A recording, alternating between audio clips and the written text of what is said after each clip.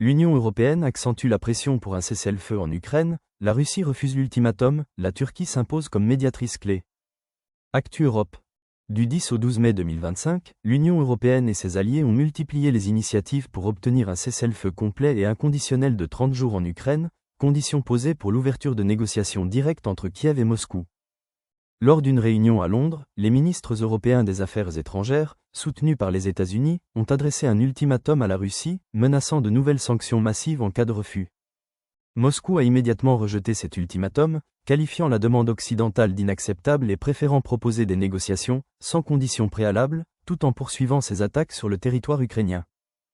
Volodymyr Zelensky a annoncé qu'il attendrait personnellement Vladimir Poutine à Istanbul le 15 mai, la Turquie ayant offert d'accueillir ces discussions et se positionnant comme le seul membre de l'OTAN à garder un dialogue ouvert avec les deux camps. Le président turc Recep Tayyip Erdogan a qualifié ce moment de « tournant historique » et a souligné que son pays était prêt à apporter tous les soutiens possibles pour parvenir à une paix durable. Cette séquence diplomatique illustre la volonté des Européens de maintenir la pression sur Moscou, la difficulté à obtenir un engagement russe sur une trêve réelle, et le rôle central que la Turquie pourrait jouer dans la recherche d'une sortie de crise, alors que la guerre continue de faire rage sur le terrain et que la stabilité du continent reste en jeu. Commentez ci-dessous. N'oubliez pas de cliquer sur « J'aime » et de vous abonner pour suivre l'actualité en temps réel.